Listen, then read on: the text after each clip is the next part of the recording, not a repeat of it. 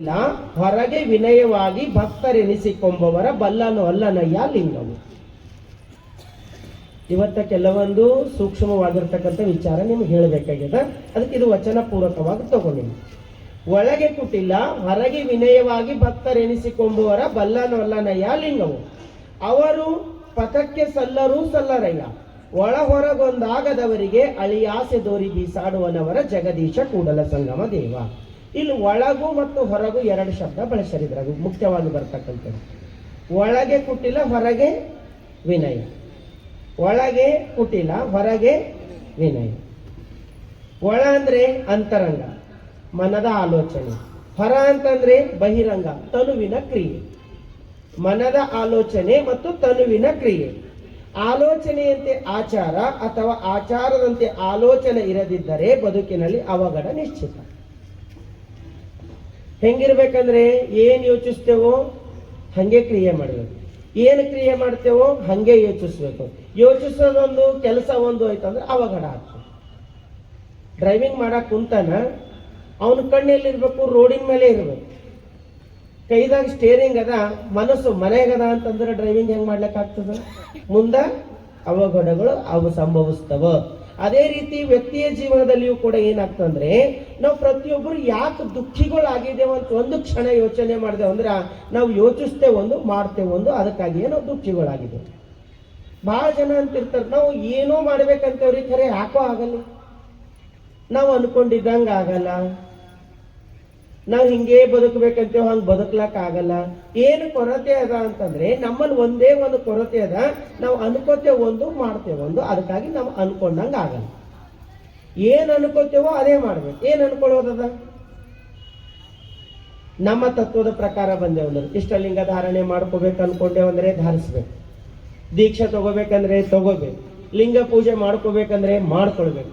ವಚನ ಪಠಣ ಮಾಡ್ಬೇಕಂದ್ರೆ ಮಾಡ್ಬೇಕು. ಶರಣರ ಸಂಘದಾಗ ಇರ್ಬೇಕಂದ್ರೆ ಇರಬೇಕು. ತನ್ನ ತನು ಮನಧನ ಸೇವೆಯನ್ನ ಮಾಡ್ಬೇಕಂದ್ರೆ ಮಾಡ್ಬೇಕು. ಇವೆಲ್ಲವೂ ಅನ್ಕೊಂಡಂಗ ಮಾಡ್ಬೇಕು. ಲಿಂಗ ಹಾಕೋಬೇಕಂತ ಮನಸ್ಸದರಿ, ಅದ್ರ ಪೂಜೆ ಮಾಡ್ಕೋಬೇಡ್ದಂತ ಅನಿಸ್ತು ಅಂದ್ರ ನಮಗೇನಿಲ್ರಿ, ದೀಕ್ಷೆ ತಗೋಬೇಕಂತದ, ಆದ್ರೆ ಇಷ್ಟೇ ಪೂಜೆ ಮಾಡ್ಕೋಬಾರ್ದು ಅನಿಸ್ತು. ಎಲ್ಲ ದಾಸೋಹ ಮಾಡ್ಬೇಕು ಅನಿಸ್ತದ್ರಿ, ಆದ್ರೆ ಅಲ್ಲಿ ಬರ್ಬೇಕು ಅನ್ಸಲ್ರಿ. ಅಂದ್ರೆ ಒಂದು ಅನ್ಕೊಳತ್ತಿದೆವು, ಒಂದು ಮಾಡ್ಲತ್ತೀವಿ, ಒಂದು ಅನ್ಕೊಳತ್ತೀವಿ, ಒಂದು ಮಾಡ್ಲತ್ತೀವಿ. ಅದಕ್ಕಾಗಿ ನಮಗೆ ಆನಂದ ಆಗ್ತಾ ಇಲ್ಲ. ಅದಕ್ಕೆ ಬಸವಣ್ಣರು ಹೇಳ್ತಾರೆ, ಅಂತರಂಗ ಹಾಗೂ ಬಹಿರಂಗಕ್ಕೆ ಸಮಾನ ಶುದ್ಧಿ ಆಗುವುದನ್ನು ತಿಳಿಸಿದ್ರು. ಅಂತರಂಗ ಮತ್ತು ಬಹಿರಂಗ ಇವೆರಡು ಸಮಾನ ಶುದ್ಧಿ ಆಗಬೇಕು. ಅಂತರಂಗದಲ್ಲಿ ಅರಿವಾದಡೇನಯ್ಯ, ಬಹಿರಂಗದಲ್ಲಿ ಕ್ರಿಯೆ ಇಲ್ಲದ ನಾಕ. ಎಷ್ಟು ತಿಳಿದ್ರೆ ಅದಕ್ಕೆ ಬಂತು? ಅಂತರಂಗದಾಗ ಏನ್ ಅರಿವಾದ್ರೂ ಕೂಡ ಅದು ಎಲ್ಲಿ ಬರಬೇಕು? ಬಹಿರಂಗ ಕ್ರಿಯೆಯಲ್ಲಿ ಬರಬೇಕು. ಬಹಿರಂಗ ಕ್ರಿಯೆಯಲ್ಲಿ ಬರಲಿಲ್ಲ ಅಂತಂದ್ರೆ ಅಂತರಂಗದಲ್ಲಿ ಅರಿವಾಗಿದ್ದಕ್ಕೆ ಅರ್ಥ ಇರಲ್ಲ ಅಂತ ಹೇಳ್ತಾರೆ. ಅದಕ್ಕಾಗಿ ಒಳಗೆ ಕುಟಿಲ ಹೊರಗೆ ವಿನಯವಾಗಿ ಭಕ್ತರೆನಿಸಿಕೊಂಬವರ ಬಲ್ಲನ್ ವಲ್ಲನ್ ಅಯ್ಯ ಲಿಂಗವು. ಬಿಡಿಸಿ ಹೇಳ್ದೆ ಒಂದು, ಬಲ್ಲನ್ ವಲ್ಲನ್ ಅಯ್ಯ ಲಿಂಗವು ಅಂತದ. ಬಲ್ಲನ್ ವಲ್ಲನ್ ಅಯ್ಯ ಲಿಂಗವು ಎಷ್ಟು ಚಂದ ಹೇಳ್ತಾರ. ಕುಟಿಲ ಅಂದ್ರೆ ಏನು? ಏನ್ ಹೇಳೋದ್ರಿ? ಎಲ್ಲರಿಗೂ ಗೊತ್ತಿದೆ ಅದು. ಕುಟಿಲ ಅಂದ್ರೆ ಕಪಟ ಭಾವನೆ. ಒಳಗೆ ಕಪಟ, ಹೊರಗೆ ವಿನಯ. ಹೊರಗೆ ನೋಡ್ರು ದೇವ್ರಿದ್ದಂಗೆ, ಒಳಗೆ ನೋಡ್ರ ದೇವ್ರಿದ್ದಂಗೆ. ಒಳಗಿನ ಗುಣನೇ ಬೇರೆ, ಹೊರಗಿನ ಗುಣನೇ ಬೇರೆ. ನಾವು ಭಾಳ ಸರಿ ಹೇಳ್ತಿರ್ತೇವೆ, ಎಷ್ಟು ಚಂದರ ರೀ, ಎಷ್ಟು ಚಂದ ಮಾತಾಡ್ತಾರ, ಅವ್ರಿಗೆ ನೋಡ್ರಿ ಎಷ್ಟು ಸಂತೋಷ ಆಯ್ತದ ಅಂತಂದ್ರ ಪಕ್ಕದಾಗಿದ್ದವ್ರು ಹೇಳ್ತಾರ, ನೀವು ಅವ್ರ ಹೊರಗಿನ ನೋಡಿ, ನಿಮ್ದು ಅವ್ರ ಒಳಗಿನ ಗುಣ ಗೊತ್ತಿಲ್ಲ. ಒಳಗ ಬೇರೆನೆ. ಒಳಗೊಂದು ಇಟ್ಕೊಂಡು ಹೊರಗೊಂದು ಇಟ್ಕೊಂಡು ಅಂತ ಅಂದ್ರ ಮುಂದೆ ಎಷ್ಟು ಚಂದ ಹೇಳ್ತಾರೆ ಅಂದ್ರೆ ಬಲ್ಲನ್ ವಲ್ಲನಯ್ಯ ಲಿಂಗವು. ಬಲ್ಲ ಅಂದ್ರೆ ಏನು ಗೊತ್ತದ, ಅದಕ್ಕೇನು ಮಾಡ್ತಾನ? ವಲ್ಲ ಅಂತಾನ. ಬಲ್ಲ ವಲ್ಲ ಎಷ್ಟು ಚಂದ ಬಳಸ್ಯಾರಲ್ಲ ಶಬ್ದ. ಬೀದರ್ ಭಾಷೆ ವಲ್ಲ ಅಂಬ ನಮ್ಮಲ್ಲಿ ಭಾಳ ಬಳಸ್ತೇವೆ ಬೀದರ್ನ. ಬಲ್ಲ ಏನಂತ, ಇವ ಒಳಗ್ ಶುದ್ಧಿಲ್ಲ, ಅದಕ್ಕ ದೇವರು ನಮಗ ವಲ್ಲ. ನಾವು ಅನ್ಕೋಬೇಕು ಏನಂದ್ರೆ ದೇವ್ರು ನಮಗ್ ಬಲ್ಲತನ, ಅದಕ್ಕಾಗಿ ಅವ ನಮಗ ವಲ್ಲ. ನಿಮಗ ಅನ್ನಲ್ತೀನಿ ಬಿಡ, ನಿಮಗೆ ಸ್ವೀಕಾರ ಮಾಡ್ಯಾನ, ಅದಕ್ಕೆ ಬಂದು ಕುಂತೀನಿ. ಸ್ವೀಕಾರ ಮಾಡ್ಲಿಲ್ಲ ಅಂತಂದ್ರೆ ಬಂದು ಕೂಡ್ಲಿಕ್ಕೆ ಆಗಲ್ಲ. ಸ್ವೀಕಾರ ಮಾಡ್ಯಾನ, ಯಾಕಂದ್ರೆ ನಾವು ಆ ಸತ್ಪಥದ ದಾರಿಯಲ್ಲಿ ನಡಿಬೇಕಂತ ಇದ್ದೀವಿ. ಅದಕ್ಕಾಗಿ ಹೇಳ್ತಾರೆ, ಅವರು ಸತ್ಪಥಕ್ಕೆ ಸಲ್ಲರಯ್ಯ. ಸತ್ ಅಂದ್ರೇನು? ಸತ್ ಅಂದ್ರೆ ಪರಮಾತ್ಮ, ಪಥ ಅಂದ್ರೆ ದಾರಿ. ಪರಮಾತ್ಮನೆಡೆಗೆ ಹೋಗ್ತಕ್ಕಂಥ ದಾರಿಗೆ ಅವರು ಸಲ್ಲರು. ಅವರು ಅದಕ್ಕೆ ಯೋಗ್ಯರಲ್ಲ. ಒಳ ಹೊರಗೊಂದಾಗದವರಿಗೆ ಅಳಿಯಾಸೆ ದೋರಿ ಬೀಸಾಡುವನವರ ಜಗದೀಶ ಕೂಡಲ ಸಂಗಮ ದೇವ.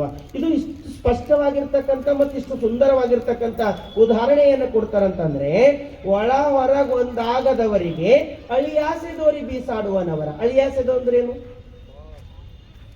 ಅಳಿಯಾಸೆ ದೋರಿ ಬೀಸಾಡುವನವರ ಉದಾಹರಣೆ ಹೇಳಬೇಕಾದ್ರೆ, ಈ ಗುಂಡೆ ಎಸೆತ ಅಂತ ಮಾಡ್ತಾರೆ ನೋಡಿರಲ್ಲ, ಗುಂಡೆಸೆತ, ಹುಡುಗರಿಗೆ ಗುಂಡೆಸೆತ. ಆ ಗುಂಡು ಅವ ಕೈದಾಗ ಹಿಡ್ಕೊಂಡು ಮ್ಯಾಲೆ ಎತ್ತಾನ, ಮ್ಯಾಲೆ ತಿಂದು ಕೊಯ್ತಾನ. ಆ ಗುಂಡು ಅನ್ಕೊಳ್ತದಂತ ನನಗೆ ಎಷ್ಟು ಮ್ಯಾಲೆ ಎತ್ಕೊಳತಾನ, ಎಷ್ಟು ಮ್ಯಾಲೆ ಎತ್ಕೊಳತಾನ ಅನ್ಕೊಳ್ತದಂತ. ಉದ್ದೇಶ ಏನದ? ಅದಕ್ಕೆ ಮ್ಯಾಲೆ ಎತ್ತದನ ಎಸೆದದನು. ಅವ ಎಷ್ಟು ಮ್ಯಾಲೆ ಎತ್ತಿತಾನೋ ಅಷ್ಟು ದೂರ ಎಸೆದು ಬಿಡ್ತಾನ.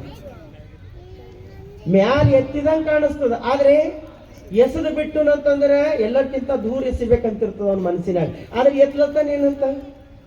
ಅದಕ್ಕೆ ಮ್ಯಾಲ ಎತ್ಲತ್ತೀನಿ ಅಂತ. ಅದ್ರ ಗುಂಡಿ ಏನ್ ತಿಳ್ಕೊಳತ್ತದ?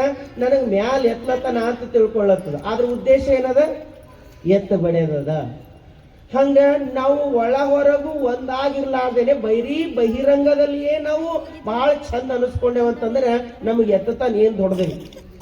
ಎತ್ಕೊಂಡು ಹೋಗ್ತಾನೆ. ಆದ್ರೆ ಯಾವಾಗ ಎತ್ತ ಬಡಿತಾನ ಗೊತ್ತಾಗಲ್ಲ, ಯಾವಾಗ ಎತ್ತಿ ಬಿಸಾಕ್ತಾನು ಗೊತ್ತಾಗಲ್ಲ. ಅದಕ್ಕೆ ಯಾವಾಗಲೂ ಜಾಗೃತ ಅವಸ್ಥೆದಾಗಿರ್ಬೇಕು, ಮರವಿನ ಅವಸ್ಥೆಯಲ್ಲಿ ಇರಬಾರ್ದು, ಜಾಗೃತ ಅವಸ್ಥೆಯಲ್ಲಿ ಇರ್ಬೇಕು. ಯಾಕಂದ್ರೆ ಅವ ಬಲ್ಲ, ಎಲ್ಲ ಗೊತ್ತದ ಅವನಿಗೆ, ಎಲ್ಲ ಗೊತ್ತಿದ್ದಕ್ಕಾಗಿ ಅವ ಎತ್ತಲತ್ತಾನ.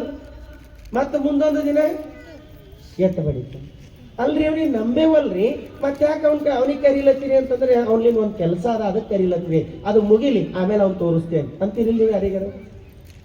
ನಮಗ್ ಬೇಡವಾಗದೇ ಇರ್ತಕ್ಕಂಥ ವ್ಯಕ್ತಿ ಇದ್ರು ಕೂಡ ಅವನಿಗೆ ಪ್ರೀತಿಸ್ತೀವಿ. ಯಾಕೆ ಪ್ರೀತಿಸ್ತೀವಿ? ಅವನಿಂದ ಒಂದು ಕೆಲಸ ಆಗೋದಿರ್ತದೆ, ಅದು ಮುಗೀತಂದ್ರೆ ಆಮೇಲೆ ಅವ್ನು ತೋರಿಸ್ತೇನೆ ಯಾರಿದ್ದೀನಂತ.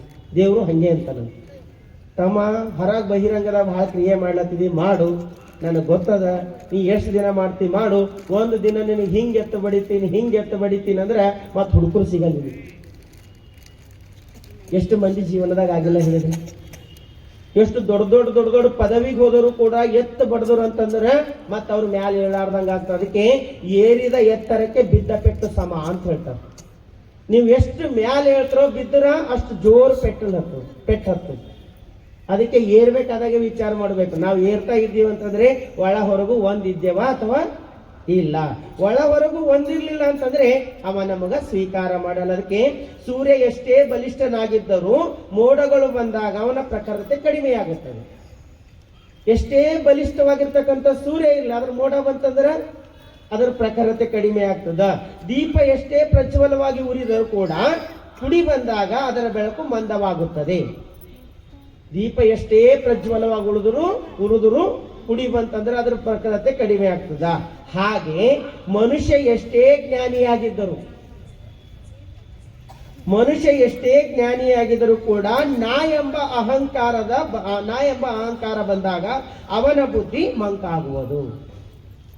ಎಷ್ಟರ ಜ್ಞಾನಿ ಏನಾರ ಮಾಡಲಿ, ಅದರ ನಾ ಅನ್ನೋದು ಬಂತಲ್ಲ ಅಲ್ಲಿ ಎಲ್ಲ ಮುಗಿದೋಯ್ತು. ನಾ ಅನ್ನೋದು ಬರಬಾರ್ದು. ನಾ ಅನ್ನೋದು ಬಂತಂದ್ರೆ ಎಲ್ಲವೂ ಮುಗಿತದ. ಅದಕ್ಕೆ ಬಹಳ ಚಂದ ಹೇಳ್ತಾರೆ. ಈ ನಾ ಅನ್ನೋ ವಿಷಯ ಕುರಿತಾಗೆ ಬಸವಣ್ಣರು ವಚನ ಬರೀತಾರೆ. ನಾ ಅನ್ನೋದು ಇರಬಾರ್ದು. ಎಷ್ಟು ಚಂದ ಹೇಳ್ತಾರಂದ್ರೆ, ನಾ ಎಂಬ ಅಹಂಕಾರ ತಲೆದೋರಿದಲ್ಲಿ ಅಟ ಮಠ ಕುಟಿಲವೆಂಬ ಬಿರುಗಾಳಿ ಹುಟ್ಟಿತ್ತು. ನಾ ಎನ್ನುವ ಅಹಂಕಾರ ತಲೆದೋರಿದಲ್ಲಿ ಅಟ ಮಠ ಕುಟಿಲವೆಂಬ ಬಿರುಗಾಳಿ ಹುಟ್ಟಿತ್ತು. ಬಿರುಗಾಳಿ ಹುಟ್ಟಡೊಡನೆ ಜ್ಞಾನ ಜ್ಯೋತಿ ಕೆಟ್ಟಿತ್ತು. ಜ್ಞಾನ ಜ್ಯೋತಿ ಕೆಡಲೊಡನೆ ನಾ ಬಲ್ಲಿದರೆಂಬ ಅರುಹಿರಿಯರೆಲ್ಲರೂ ತಾಮಸಕ್ಕೊಳಗಾಗಿ ಸೀಮೆ ದಪ್ಪಿ ಕೆಟ್ಟರು ಕಾಣ ಗುಹೇಶ್ವರ. ಅಲ್ಲಮ್ಮ ಪ್ರಭುದೇವರ ವಚನ. ನಾನು ಅಹಂಕಾರ ಒಂದು ಬಂತಂತಂದ್ರೆ ಎಲ್ಲವೂ ಹಾಳು ಮಾಡ್ತದ. ಈ ಜಗತ್ತಿನಾಗ ಆವರ್ಷದ ಒಂದೇ ಒಂದು ಏನಂದ್ರೆ ನಾನು. ಪ್ರತಿಯೊಂದ್ರ ನನ್ನದು ಇವೆರಡೇ ತುಂಬಿಕೊಂಡು ನೀವು ನೋಡಿ, ಮನೆಯಾಗಿರ್ಲಿ, ಮಠದಾಗಿರ್ಲಿ, ರಾಜಕೀಯದಾಗಿರ್ಲಿ, ಸಮಾಜದಾಗಿರ್ಲಿ, ಸೇವೆ ಒಳಗಿರ್ಲಿ, ಪ್ರತಿಯೊಂದ್ರಾಗ ಏನದ ನಾ. ಈ ನಾನು ಅಹಂಕಾರ ತಲೆದೂರಿದಲ್ಲಿ ನಾ ಅಂತಕ್ಕಂಥ ಅಹಂಕಾರ ತಲೆಯಾಗ ಬಂದು ಬಿಡ್ತಂದ್ರೆ ಅಟ ಮಠ ಕುಟಿಲವೆಂಬ ಬಿರುಗಾಳಿ ಹುಟ್ಟಿತ್ತು. ದರಿದ್ರಿಗೆ ನೋಡಿ ನಾ ಧನಿಕ ಅನ್ನಿಸ್ಕೊಳ್ತಾನೆ, ಕುರೂಪಿಗೆ ನೋಡಿ ನಾ ಸುರೂಪಿ ಅನ್ನಿಸ್ಕೊಳ್ತಾನೆ, ಬಡವನಿಗೆ ನೋಡಿ ನಾ ಶ್ರೀಮಂತ ಅನ್ನಿಸ್ಕೊಳ್ತಾನೆ, ಭೋಗಿಗೆ ನೋಡಿ ನಾ ತ್ಯಾಗಿ ಅನ್ನಿಸ್ಕೊಳ್ತಾನೆ. ಹಿಂಗ ಪ್ರತಿಯೊಂದರಲ್ಲಿ ನಾ ಶ್ರೇಷ್ಠ ಅಂತ ಮನಸ್ಸಿನೊಳಗೆ ಬಂತಂದ್ರ ಅಟ ಮಠ ಕುಟಿಲವೆಂಬ ಬಿರುಗಾಳಿ ಹುಟ್ಟಿತ್ತು. ಅಟ ಮಠ ಅಂದ್ರೆ ಏನು? ಶಬ್ದ ಬಹಳ ಚಂದ ಇವು. ಅಟಮಟ ಅಂದ್ರೆ ಮೋಸ, ಕುಟಿಲ ಅಂದ್ರೆ ಅಪ್ರಾಮಾಣಿಕತೆ, ಕುಹಕ ಅಂದ್ರೆ ಕಪಟ. ನಾ ಅನ್ನೋದು ಬಂತಂದ್ರೆ ಇವು 3 ಗುಣ ಬರ್ತಾವಂತ: ಮೋಸ, ಅಪ್ರಾಮಾಣಿಕತೆ ಮತ್ತು ಕಪಟ. ಇವು 3 ಬಂತು ಅಂತಂದ್ರೆ ಬಿರುಗಾಳಿ ಹುಟ್ಟಿತ್ತು ಅಂತ ಹೇಳ್ತಾರೆ. 2 ತರ ಗಾಳಿ ಅವ, ಒಂದು ತಂಗಾಳಿನೂ ಅದ, ಇನ್ನೊಂದು ಬಿರುಗಾಳಿನೂ ಅದ. ಈಗ ತಂಗಾಳಿ ಅದನ, ಬಿರುಗಾಳಿ ಅದನ. ಈಗ ನಾವು ಕುಂತಿದ್ದೇವೆ, ಇಲ್ಲಿ ಏನದ ಈಗ ತಂಗಾಳಿ. ಸಾಯಂಕಾಲ ಆಗ್ಯದ, ಸ್ವಲ್ಪ ಎಲ್ಲೋ ತಣ್ಣ ಗಾಳಿ ಅನಿಸ್ಲತ್ತದ, ಆರಾಮಾಗಿ ಕುಂತಿದ್ದೇವೆ. ಬಿರುಗಾಳಿ ಬಂತ ತಿಳ್ಕೊರ್ ಕೂಡ್ತೀರಿ ಒಬ್ರ. ಬಿರುಗಾಳಿ ಬಂತಂದ್ರೆ ಎದ್ದೋಡೋಯ್ತು, ನಾವ್ ಯಾರು ಕೂಡಲಿವು. ಅದಕ್ಕ ಜೀವನದ ತಂಗಾಳಿ ಇರ್ಬೇಕು, ಏನಿರಬಾರ್ದು, ಬಿರುಗಾಳಿ ಇರಬಾರ್ದು. ಬಿರುಗಾಳಿ ಬಂತಂದ್ರೆ ಎಲ್ಲವೂ ಹಾಳು ಮಾಡ್ತದೆ. ಎಷ್ಟರ ಚಂದ ರೆಡಿ ಮಾಡ್ರಿ, ಎಷ್ಟರ ಡೆಕೋರೇಟ್ ಮಾಡ್ರಿ, ಏನಾರ ರೆಡಿ ಮಾಡಿಡ್ರಿ, ಆದ್ರೆ ಒಂದು ಸಣ್ಣ ಬಿರುಗಾಳಿ ಬಂತಂದ್ರೆ ಎಲ್ಲವೂ ಹಾಳು ಮಾಡಿಬಿಡ್ತು. ಇಡೀ ದಿನ ಕಷ್ಟಪಟ್ಟು ನಾವ್ ಏನ್ ಮಾಡ್ತೇವೋ ಒಂದು ಬಿರುಗಾಳಿ ಎಲ್ಲವೂ ಕೂಡ ಹಾಳು ಮಾಡ್ತದ. ಅದಕ್ಕಾಗಿ ಹೇಳ್ತಾರೆ, ನಮ್ಮಲ್ಲಿ ತಂಗಾಳಿ ಇರ್ಬೇಕೆ ವಿನಃ ಏನಿರಬಾರ್ದು, ಬಿರುಗಾಳಿ ಇರಬಾರ್ದು. ಮನ್ಯಾಗೂ ನೀವು ನೋಡ್ರಿ, ಒಬ್ಬರ ಮನಸ್ಸಿನ ಬಿರುಗಾಳಿ ಬಂತಂದ್ರೆ ಮನಿನೇ ಹಾಳು ಮಾಡ್ತೀವಿ. ರಾಮಾಯಣ ಆಯ್ತು, ಯಾಕಾಯ್ತು ಅಂದ್ರೆ ಮಂಥರೆ ಮನಸ್ಸಿನ ಬಂತು, ಏನು ಬಿರುಗಾಳಿ ಬಂತು. ಒಂದು ಬಿರುಗಾಳಿ ಬಂತು, ಇಡೀ ರಾಮಾಯಣನೇ ಮಾಡಿಬಿಡು. ಪ್ರತಿಯೊಬ್ಬರ ಜೀವನದಾಗ ಒಂದು ಬಿರುಗಾಳಿ ಬಂತು ಅಂತಂದ್ರೆ ಎಲ್ಲವೂ ಕೂಡ ಹಾಳು ಮಾಡ್ತದ. ಅದಕ್ಕಾಗಿ ತಂಗಾಳಿ ಆನಂದ ಕೊಡ್ತದ, ಸಂತೋಷ ಕೊಡ್ತದ, ಬಿರುಗಾಳಿ ಸರ್ವನಾಶ ಮಾಡ್ತದ. ಅದಕ್ಕೆ ಯಾವಾಗಲೂ ಕೂಡ ನಾನು ಅಹಂಕಾರ ಇರಬಾರ್ದು ಅಂತ ಹೇಳ್ತಾರೆ. ಒಂದು ಗುರುಕುಲ ಇತ್ತು. ಗುರುಕುಲದಲ್ಲಿ 100 ವಿದ್ಯಾರ್ಥಿಗಳು ಅಭ್ಯಾಸ ಮಾಡ್ತಾ ಇದ್ರು. ಈಗಿನ ಸ್ಕೂಲ್ ಅಂತ ಇರ್ಲಿಲ್ಲ, ಗುರುಕುಲ ಇತ್ತು. ಅವಾಗ ವಿದ್ಯಾಭ್ಯಾಸ ಮಾಡ್ಬೇಕಾದ್ರೆ ಮಕ್ಕಳಿಗೆ ಒಯ್ದು ಗುರುಕುಲದಾಗ ಬಿಡ್ತಿದ್ರು. ಗುರುಗಳು ಸುಮಾರು ಒಂದು 12 ವರ್ಷ ವಿದ್ಯಾಭ್ಯಾಸ ಮಾಡಿಸೋರು, ಅಧ್ಯಯನ ಮಾಡಿಸರು. 12 ವರ್ಷದ ನಂತರ ಎಲ್ಲರಿಗೆ ಮನೆ ಕಳಿಸ್ತಕ್ಕಂಥ ಸಮಯ ಬಂತು. ಅವಾಗ ಗುರುಗಳು ಪರೀಕ್ಷೆ ಮಾಡ್ಲಿಕ್ಕೆ ಪ್ರಾರಂಭ ಮಾಡಿದ್ರು. ಯಾಕಂದ್ರೆ ನಮ್ಮ ವಿದ್ಯೆ ವಿನಯತೆಗೆ ಇಳಿದುದ ಇಲ್ಲ, ನಮ್ಮ ವಿದ್ಯೆ ವಿನಯತೆಗೆ ಇಳಿಲಿಲ್ಲ ಅಂತಂದ್ರೆ ಅದಕ್ಕೆ ಅರ್ಥ ಇಲ್ಲ ಅಂತ ಗುರುಗಳಿಗೆ ಅನಿಸಿ ಅವಾಗ ಗುರುಗಳು ಪರೀಕ್ಷೆ ಕೊಟ್ಟರು. ಏನು ಮಾಡ್ರಂದ್ರೆ 100 ವಿದ್ಯಾರ್ಥಿಗಳಿಗೆ ಕರೆದು ಒಂದು ಮಾತು ಹೇಳರು, ನಾವು ನಾಳೆಯಿಂದ ಜಗತ್ ಪರ್ಯಟನೆ ಅಂದ್ರೆ ದೇಶವನ್ನ ಸುತ್ತಿ ನೋಡ್ಲಿಕ್ಕೆ ಹೋಗ್ತಾ ಇದ್ದೀವಿ. ಅದಕ್ಕೆ ನೀವೆಲ್ಲರೂ ನನ್ನ ಜೊತೆ ಬರಬೇಕು.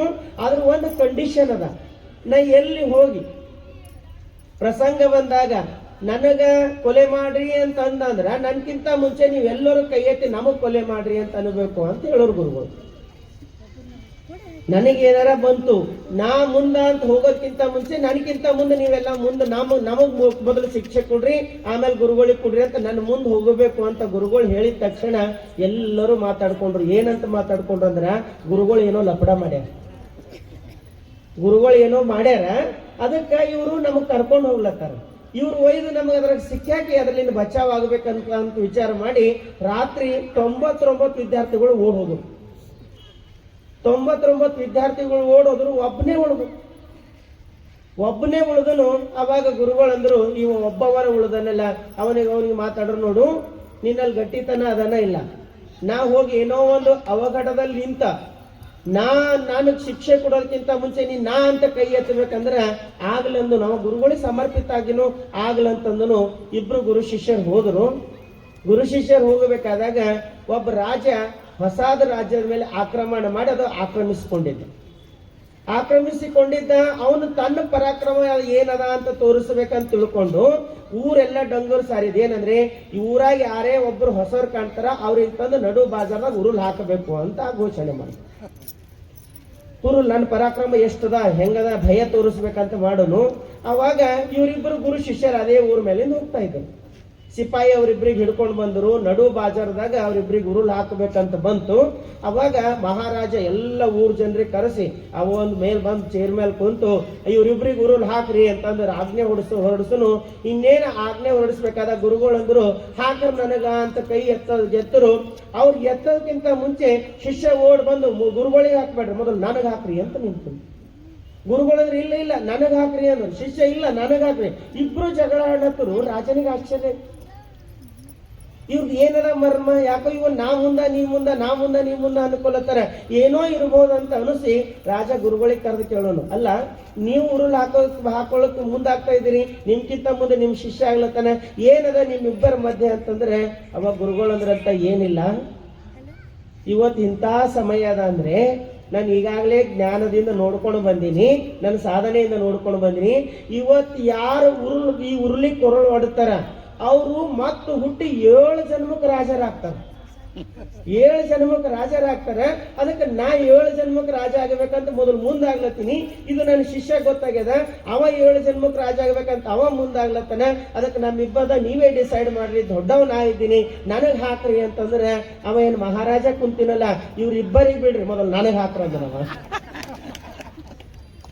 ಬಿಡ್ರಿ ಇವ್ರಿಬ್ಬರಿಗೆ ನನಗ್ ಹಾಕ್ರಿ, ಯಾಕ ಮುಂದ 7 ಜನ್ಮಕ್ಕೆ ರಾಜ ಆಗಬೇಕು. ಹಾಕಿಬಿಟ್ರು ರಾಜನಿಗುರು. ರಾಜ ಸತ್ತೋದನು, ಊರ್ ಜನ ಎಲ್ಲ ದಂಗಾದರು. ಮಹಾರಾಜನೇ ಪರಾಕ್ರಮದಿಂದ ಗೆದ್ದುಕೊಂಡಿರ್ತಕ್ಕಂಥ ಉರುಳಿ ಕೊರಳೊಡ್ಡನಲ್ಲ ಅಂತಂದಾಗ ಗುರುಗಳಂದ್ರು, ನಿಮ್ಮ ಮಹಾರಾಜ ಅಹಂಕಾರಿ ಇದ್ದನು, ದುಷ್ಟಿದ್ದನು, ಅತ್ಯಾಚಾರಿ ಇದ್ದನು, ಮುಂದೊಂದು ದಿನ ನಿಮ್ಮ ಮೇಲೆ ಬಹಳ ಕಷ್ಟ ಕೊಡ್ತಾನಂತ ತಿಳ್ಕೊಂಡು ಅವನಿಗೆ ಮುಗಿಸ್ಬೇಕಂತ ನಾ ಪ್ಲಾನ್ ಮಾಡ್ಕೊಂಡು ಬಂದಿದ್ದ.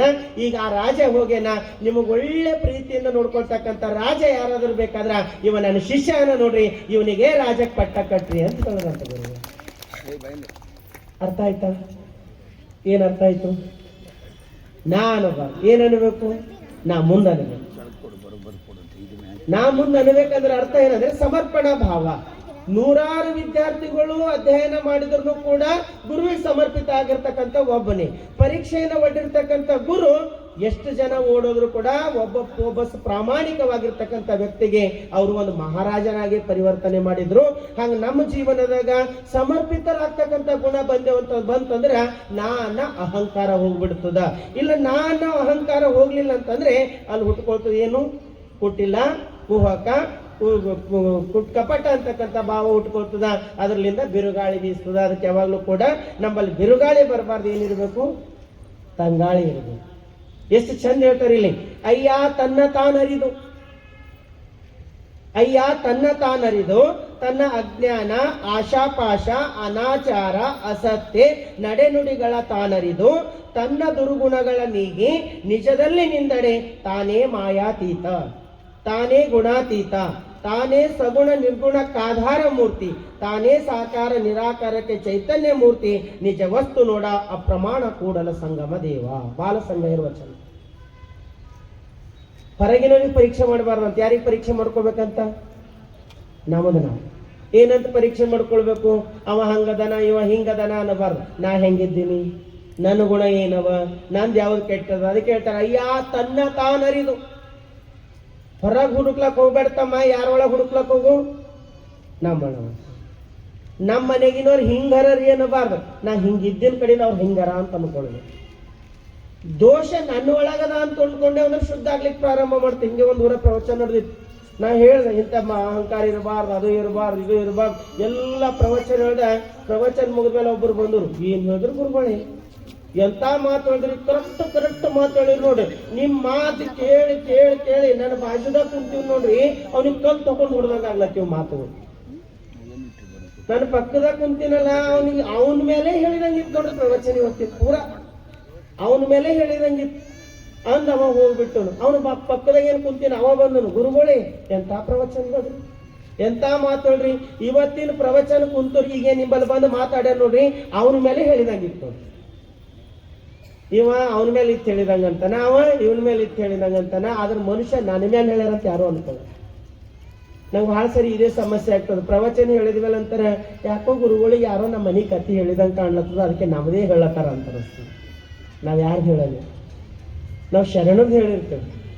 ಶರಣರ ವಚನಗಳೇ ಹಂಗವ. ಅದಕ್ಕೆ ಯಾವಾಗ್ಲೂ ವಚನಗಳು ನಮ್ಮೊಳಗೆ ನಾವು ತಿದ್ದುಕೊಳ್ಬೇಕೇ ವಿನಃ ಹೊರಗೆ ನೋಡಬಾರ್ದು.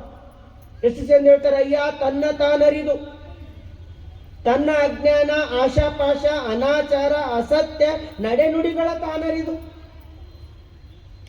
ಹೊರಗಿಂದ ನೋಡೋದಲ್ಲ, ತನ್ನ ಅಜ್ಞಾನ, ಆಶಾಪಾಶ, ಅನಾಚಾರ, ಅಸತ್ಯ ನಡೆನುಡಿಗಳ ತಾನರಿದು, ತನ್ನ ದುರ್ಗುಣಗಳ ನೀಗಿ ನಮ್ಮಲ್ಲಿರ್ತಕ್ಕಂಥ ದುರ್ಗುಣಗಳ ಕಳ್ಕೊಂಡು ನಿಜದಲ್ಲಿ ನಿಂದಡೆ ತಾನೇ ಮಾಯಾತೀತ. ತಾನು ಆ ಎತ್ತರಕ್ಕೆ ನಿಂತೇವಂತಂದ್ರೆ ತಾನೇ ಮಾಯಾತೀತ, ತಾನೇ ಗುಣಾತೀತ, ತಾನೇ ಸಗುಣ ನಿರ್ಗುಣಕ್ಕೆ ಆಧಾರ ಮೂರ್ತಿ, ತಾನೇ ಸಾಕಾರ ನಿರಾಕಾರಕ್ಕೆ ಚೈತನ್ಯ ಮೂರ್ತಿ, ನಿಜ ವಸ್ತು ನೋಡ ಅಪ್ರಮಾಣ ಕೂಡಲ ಸಂಗಮ ದೇವ. ದೇವ್ರಂದ್ರೆ ಬೇರೆ ಯಾರು ಅಲ್ಲ, ನಾವೇ. ದೇವ್ರಂದ್ರೆ ನಾವೇ ಇದ್ದೀವಿ, ಆದ್ರೆ ಕಲುಷಿತವಾಗಿರ್ತಕ್ಕಂಥ ಮನಸ್ಸಾಗ್ಯದ. ಕಲುಷಿತವಾಗಿರ್ತಕ್ಕಂಥ ಮನಸ್ಸು ಶುದ್ಧ ಆಯ್ತಂದ್ರೆ ಪರಮಾತ್ಮನು ನಾವೇ ಇದ್ದೀವಿ, ಮಾಯಾತೀತನು ನಾವೇ ಇದ್ದೀವಿ, ಸಗುಣ ನಿಗುಣ ನಿರ್ಗುಣಕ್ಕೆ ಆಧಾರ ಮೂರ್ತಿನೂ ನಾವೇ ಇದ್ದೀವಿ.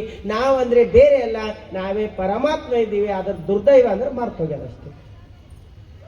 ಮನೆ ಬಿಟ್ಟು ಹೋಗಿರ್ತಕ್ಕಂಥ ಸನ್ಯಾಸಿ ಕೌಪಿನಧಾರಿಯಾಗ ಬದುಕಿನ, ಏನೇನು ಬೇಡ ಅಂತ ಹೋಗಿ ಗಾಡಿನೊಳಗೆ ಅನುಷ್ಠಾನ ಮಾಡ್ಲತ್ತೀನಿ. ಕಾಡಿನೊಳಗೆ ಅನುಷ್ಠಾನ ಮಾಡ್ತಾ ಇದ್ದನು, ಅವನಿಗೆ ಪ್ರಪಂಚದ ಹಂಗ ಬೇಡದಂತ ಒಣಗಿನ ಎಲ್ಲಿ ತಿಂದಿರ್ತೀನಿ. ಅಷ್ಟೊಂದು ಆಶಾಪಾಶ ಕಳ್ಕೊಂಡು 20 ವರ್ಷ ಒಂದೇ ಕಲ್ಲಿನ ಮೇಲೆ ಕುಂತು ಅನುಷ್ಠಾನ ಮಾಡೀನಿ. ಒಂದೇ ಕಲ್ಲಿನ ಮೇಲೆ 20 ವರ್ಷ ಅನುಷ್ಠಾನ ಮಾಡೀನಿ. ಒಂದು ದಿನ ಸ್ನಾನ ಮಾಡ್ಬೇಕಂತ ನದಿಗೆ ಹೋಗ್ತಾನ, ಇವ ಸ್ನಾನ ಮಾಡ್ಕೊಂಡು ಬರೋದ್ರೊಳಗಾಗ ಆ ಕಲ್ಲಿನ ಮೇಲೆ ಬೇರೆಯವ್ ಕುಂತಿರ್ತಾನೆ. ಬೇರೆ ಒಬ್ಬ ಬಂದು ಕುಂತಿರ್ತಾನ, ಸನ್ಯಾಸಿ ಬಂದು ಹೇಳ್ತಾನ, ನೋಡು 20 ವರ್ಷ ಆಯ್ತು ಇದೇ ಕಲ್ಲಿನ ಮೇಲೆ ನಾ ಕುಂತು ಅನುಷ್ಠಾನ ಮಾಡೀನಿ, ಅದಕ್ಕೆ ಇದು ದಯವಿಟ್ಟು ಇದು ನನ್ನ ಕಲ್ಲದ ಹೇಳು ಅಂದು. ಅವ ಅಂದನು, ನೀ ಕೂಡಸ್ತಾನ ನಿಂದಿತ್ತು, ಈಗ ನೀ ಎದ್ದು ಹೋಗಿದಲ್ಲ ಇದು ನಂದಾಯ್ತು ಅಂದು. ಇವ ಅಂದನು, ಹಂಗ್ಯಾಂಗ ನಿಂದಾಯ್ತದ ಅಂದನು. ಇವ ಅಂದನು, ಹಂಗಾಗಲ್ಲ ಅಂದನು. ಇಬ್ರದು ಮಾತಿಗೆ ಮಾತು ಚಕಮಕಿ ನಡೀತು, ಬಾಯಿಗೆ ಬಾಯಿ ಹತ್ತಿತು, ಕೈ ಮಿಲಾಸರು, ಒಬ್ರಿಗೊಬ್ಬರು ಎತ್ತು ಬಡ್ದು ಜಗಳ ಆಡ್ಕೊಂಡು ಕೆಳಗೆ ಬಿದ್ದರು. ಆ ಕಲ್ಲಿನ ಮೇಲೆ ಒಂದು ಮಲ ಕುಂತಿತ್ತು. ಒಂದು ಮಲ ಕುಂತಿತ್ತು, ಅದು ಜೋರಾಗಿ ನಗ್ಲತ್. ಇಬ್ರು ಸನ್ಯಾಸಿಗಳು ಕೇಳೋರು, ಯಾಕೆ ನಗ್ಲತ್ತಿದೀಯ ಅಂತ ಕೇಳೋರು.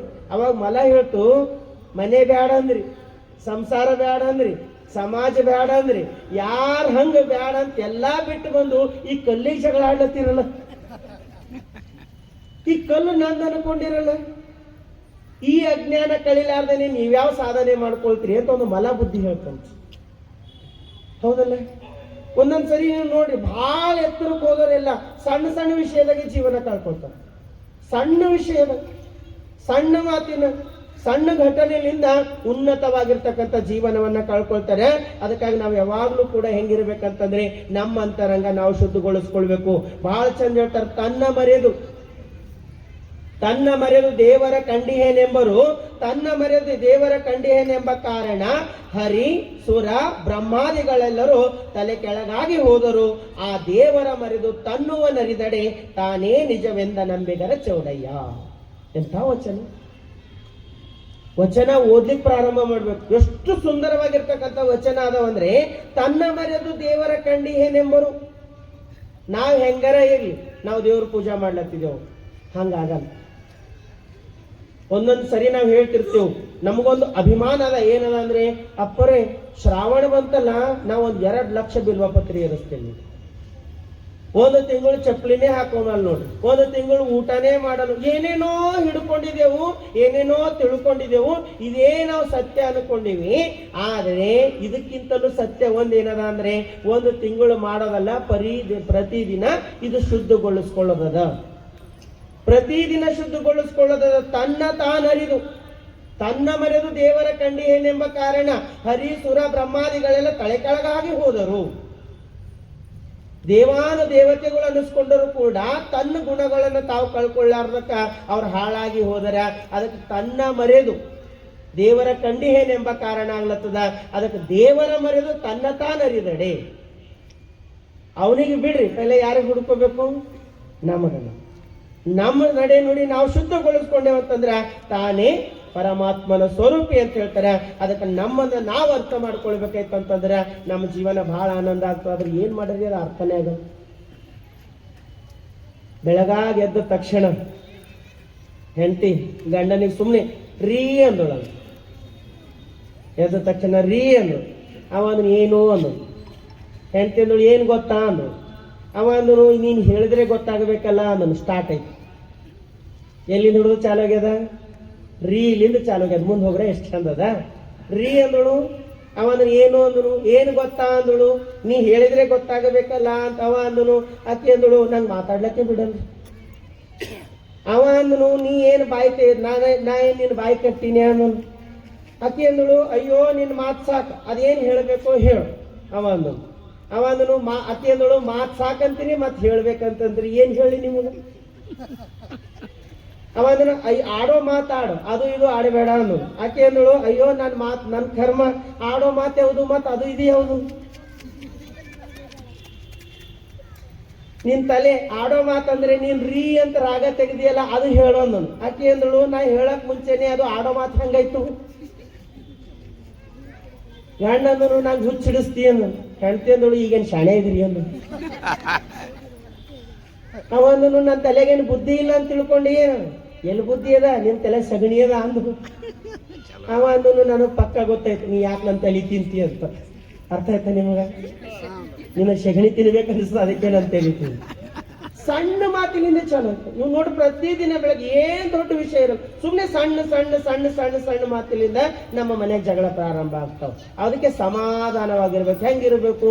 ಲೋಕದೊಳಗೆ ಹುಟ್ಟಿದ ಬಳಿಕ ಸ್ತುತಿ ನಿಂದೆಗಳು ಬಂದಡೆ ಮನದಲ್ಲಿ ಕೋಪವ ತಾಳದೆ ಸಮಾಧಾನಿ ಆಗಿರ್ಬೇಕು. ಇರ್ತೇವ್ರಿ, ಆದ್ರೆ ಇವ್ರೊಬ್ಬರು ಇರಬಾರ್ದು.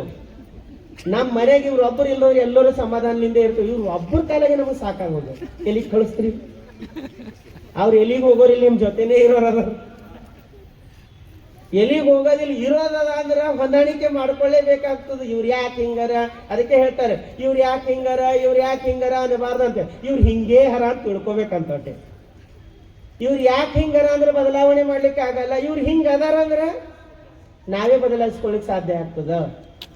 ನಾವು ಬದಲಾಯಿಸ್ಕೊಂಡೇವಂತಂದ್ರೆ ಎಲ್ಲವೂ ಸುಂದರವಾಗ್ತದೆ. ಅದಕ್ಕೆ ನಮ್ಮದು ನಾವು ತಿದ್ದುಕೊಳ್ಬೇಕು, ಹೊರಗಿನವ್ರಿಗೆ ತಿದ್ಲಾಕ್ ಹೋಗಬಾರ್ದು. ಪ್ರಯತ್ನ ಮಾಡಿ ನೋಡ್ಬೇಕು, ಆಗಲ್ಲ ಬಿಟ್ಟು ಬಿಡ್ಬೇಕು.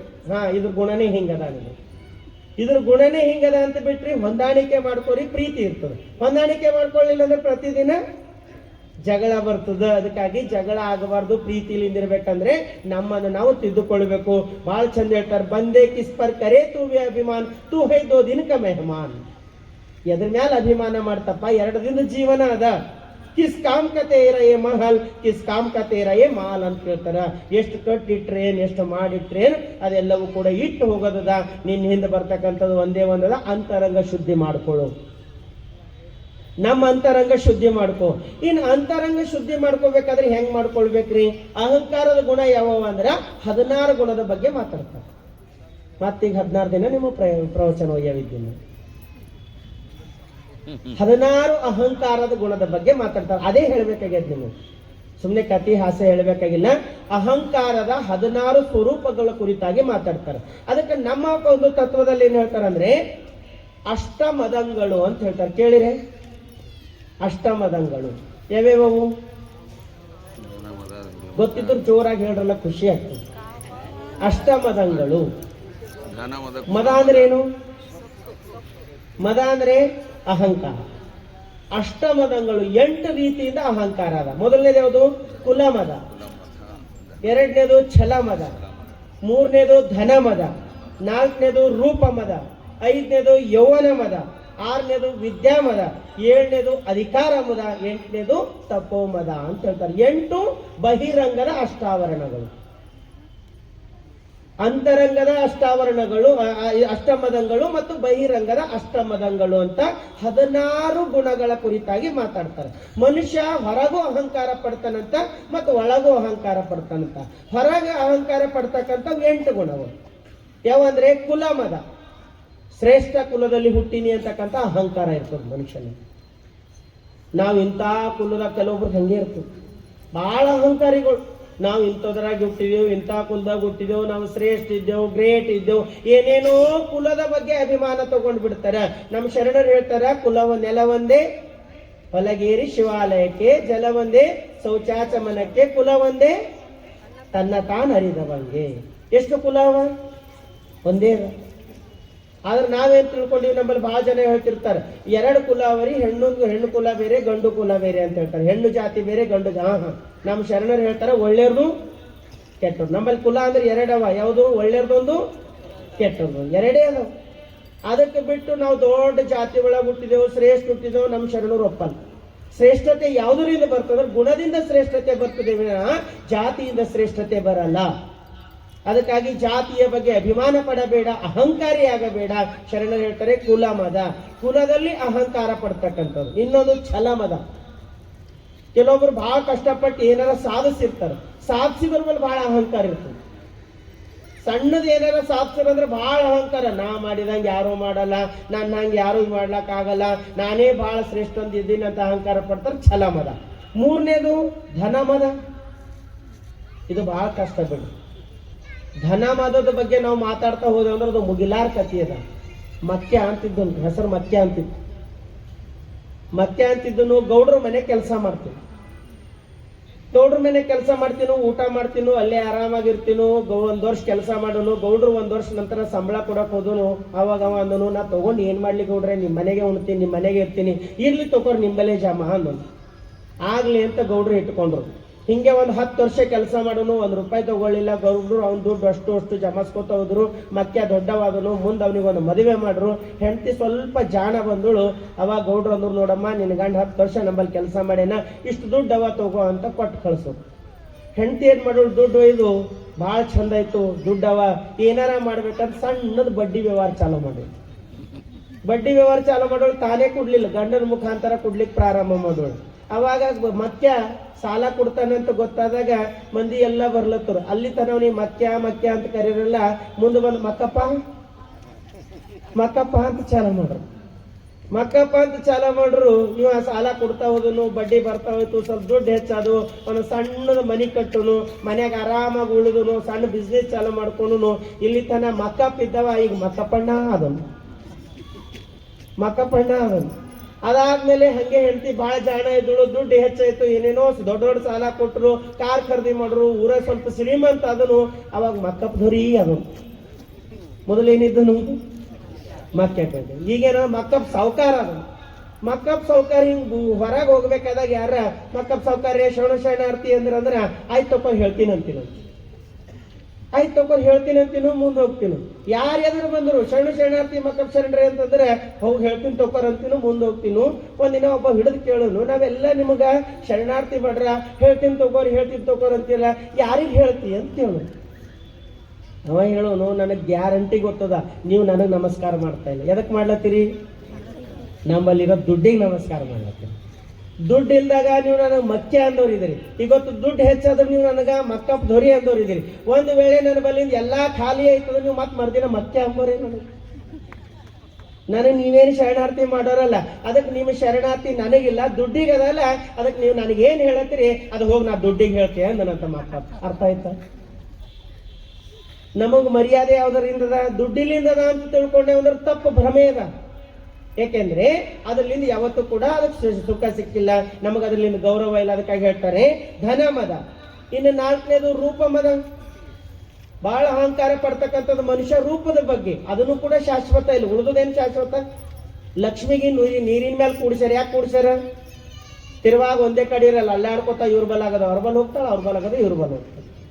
ಹಂಗ ರೂಪನೂ ಕೂಡ ನೋಡ್ಬೇಕಾದಾಗ ನೀವು ನೋಡ್ರಿ, ಮದುವೆ ಫೋಟೋ ತೆಗೆದು ನೋಡ್ರಿ ಅಂದ್ರೆ ಇಷ್ಟು ಚಂದ ಕಾಣಿಸ್ತೀರಿ, ಇಷ್ಟು ಚಂದ ಕಾಣಿಸ್ತಾರಂದ್ರ ಬಹಳ ಸುಂದರವಾಗಿರ್ತಕ್ಕಂಥ ಒಂದು ಫೋಟೋ ತೆಗೆದು ಇಟ್ಕೊಳ್ತೀರಿ. ಮುಂದೆ ಮಗ ಹುಟ್ಟನು, ದೊಡ್ಡವ ಆದನು, ಮಮ್ಮಿ ಎಷ್ಟು ಸ್ಮಾರ್ಟ್ ಇದ್ದಿ ಇದ್ರಾಗ ಅಂದ್ರ ಏನ್ ಹೇಳಿ ಮಗ ಹಿಂಗೆ ಇದ್ದ, ನಿಮ್ಮ ಅಪ್ಪನ ಕಾಲಾಗ ಹಿಂಗಾಗಿದೆ, ವಯಸ್ಸಾಗ್ಯದ ಹಿಂಗಾಗಿದೆ ಅಂತ ಹೇಳ, ನಿಮ್ಮ ಅಪ್ಪನ ಕಾಲಾಗ ಹಿಂಗಾಗಿದೆ. ರೂಪ ಮದ ಇದರ ಶಾಶ್ವತದನ, ಅದನ್ನು ಶಾಶ್ವತ. ಇನ್ನು ಯೌವನ ಮದ. ಮನುಷ್ಯನೊಳಗೆ ಯೌವನ, ಅದನ್ನು ಕೂಡ ಅಹಂಕಾರ ಬಹಳ ದಿನ ಇರಲ್ಲ, ಅದನ್ನು ಕೂಡ ಬಹಳ ಜಲ್ದಿ ಖಾಲಿ ಆಗೋದ, ಪಾವರ್ ಸೇದೆ ಅದ. ಮತ್ ವಿದ್ಯಾಮದ, ದೊಡ್ಡ ದೊಡ್ಡ ಡಿಗ್ರಿ ಪಡೆದಿದ ಅಹಂಕಾರ ಬೇರೆನೇ ಅದ. ಅಧಿಕಾರ ಮದ, ಒಂದು ಅಧಿಕಾರ ಸಿಗುತ್ತಂದ್ರೆ ಮನುಷ್ಯನ ಅಹಂಕಾರ ಬೇರೆನೇ ಅದ. ತಪೋಮದ, ಇವೆಲ್ಲ ಬಿಡ್ರಿ, ಎಲ್ಲಾ ಬಿಟ್ಟು ಹೋಗಿರ್ತಕ್ಕಂಥ ಸನ್ಯಾಸಿ ಕಾಡಿನ ಕುಂತಾನಂದ್ರು ಕೂಡ ಸಾಧನೆ ಮಾಡೋಣಂದ್ರೆ ಅವನಲ್ಲೂ ಅಹಂಕಾರ ಅದ. ಅದಕ್ಕೆ ಸನ್ಯಾಸಿಗಳು ಬಲ್ಲಿ 2 ಸಿಗ್ತಾವ, ಒಂದು ವರಾರ ಸಿಗ್ತದ, ಇಲ್ಲ ಫಟ್ ಅಂತ ಛೂ ಅಂತ ಶ್ರಾಪ ಕೊಟ್ಟು ಹೋಗ್ಬಿಡ್ತಾವ. ನೀವು ನೋಡ್ರಿ ಯಾವ್ದಾರ ಧಾರವಾದ ಈ ನಾವು ಇಲ್ಲ ಬಿಡ್ರಿ ತೋರಿಸ್ತಿರ್ತಾರ ನೋಡ್ರಿ, ಫಟ್ ಅಂತ ಶಾಪ ಕೊಟ್ಟು ಮುಂದೆ. ಅದನ್ನು ಕೂಡ ಅಹಂಕಾರ ತಪೋಮದ ಅಂತ ಹೇಳ್ತಾರೆ. ಇವು ಹೊರಗಿನ ಅಷ್ಟಮದಂಗಳು. ಇನ್ನು ಒಳಗಿನ ಅಷ್ಟಮದಂಗಳು, ನಾ ಯಾಕಿದೆ ಹೇಳತ್ತೀನಂದ್ರೆ ಹೊರಗಿನ ಅಷ್ಟಮದಂಗಳ ಬಗ್ಗೆ ಎಲ್ಲರೂ ಕೇಳಿದೆ. ಒಳಗಿನ ಅಷ್ಟಮದಂಗಳು, ಅಂತರಂಗದ ಅಷ್ಟಮದಂಗಳು ಅವ್ಯಾವ್ಯಾವ ಅಂತಂದ್ರೆ ಸಂಸ್ಥಿತ ಮದ. ನೆನಪಿಟ್ಟುಕೋಬೇಕು.